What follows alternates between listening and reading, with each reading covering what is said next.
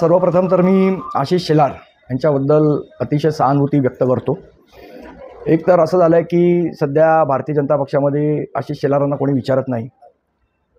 मुख्यमंत्र्यांनी जे खातं त्यांना दिलं आहे त्या खात्यात पण काही दम नाही, त्यामुळे त्यांची काही तिथे तेवढं जी व्हॅल्यू असायला पाहिजे ती नाही। मुंबई प्रदेश अध्यक्षपद पण गमावलं आहे, त्यामुळे तिथेही कोणी विचारत नाही। आणि मग कुठेतरी आपण चर्चेत राहिला पाहिजे, आशिष शेलार म्हणून आपण दिसलो पाहिजे, या सगळ्या उद्देशाने आजची पत्रकार परिषद होती असं मला वाटतं।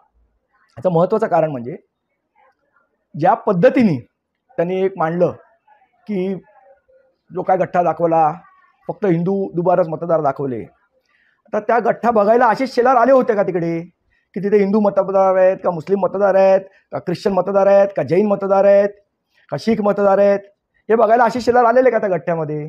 आशिष शेलारांना हे कोणी सांगितलं की त्याच्यात फक्त हिंदू मतदारच आहेत? आमच्या दृष्टीने दुबार मतदार म्हणजे दुबार मतदारच, तो ना हिंदू आहे, ना मुस्लिम आहे, ना जैन आहे, ना शीख आहे, ना ईसाई आहे, ना कुठल्या धर्माचा आहे, ना कुठल्या जातीचा आहे।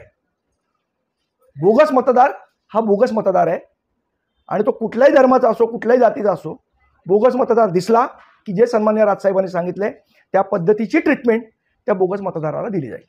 त्यांनी काही आमदारांची नावं सांगितली। रोहित पवार यांच्या मतदारसंघात 5000 मुस्लिम दुबार मतदार आहे। नाना पटोले यांच्या साकोलीतून ज्या साकोलीतून निवडून आले ते 208 मतांनी निवडून आले, तिथे 400 अधिक मुस्लिम मतदार आहेत, दुबार मतदार आहेत। मग तुम्ही यांचा राजीनामा घेणार का असा प्रश्न त्यांनी विचारलेला आहे। जितेंद्र आव्हाड यांच्या मतदारसंघात 30,000 दुबार मतदार आहेत असं त्यांनी म्हटलेलं आहे। तर मग जितेंद्र आव्हाड राजीनामा देतील का असा प्रश्न त्यांनी उपस्थित केला आहे। मुळात असं आहे की एक बरं झालं आणि एक सर्वात चांगली गोष्ट झाली की आमच्या मताशी आशिष शेलार सहमत झाले। शेवट या सगळ्याचं कन्क्लुजन काय? कोणाच्या मतदारसंघात दुबार आहेत कोणाच्या नाहीत हा विषयच नाही आहे। आमचा विषय हा दुबार मतदार आहे। दुबार मतदार आहेत या मताशी आशिष शेलार सहमत असतील तर त्यांनी आमच्यामध्ये मोर्चात पण सामील व्हायला पाहिजे होतं। हा काय भारतीय जनता पक्षाविरोधात मोर्चा नव्हता, हा मोर्चा होता निवडणूक आयोगाविरोधात।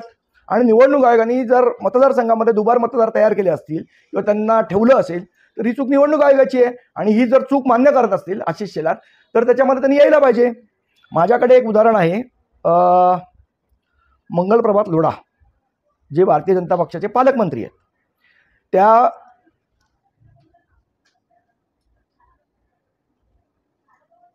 मंगलप्रभात लोढांचा एक एम्प्लॉई आहे, त्याचं नाव आहे प्रभाकर पाटील, बरोबर? आता हे प्रभाकर पाटील यांचा हा फेसबुक प्रोफाईल आहे, त्याच्यामध्ये ते वर्क्स ॲट लोढा ग्रुप असं म्हणतात, बरोबर? आता ह्या प्रभाकर पाटलांचं नाव कल्याण मतदारसंघात आहे, त्यांचा बूथ नंबर आहे प्रभाकर पाटलांचा प्रभाकर तुकाराम पाटील, त्यांचा बूथ नंबर आहे 135, न्यू बूथ वाईज सिरियल 802 आणि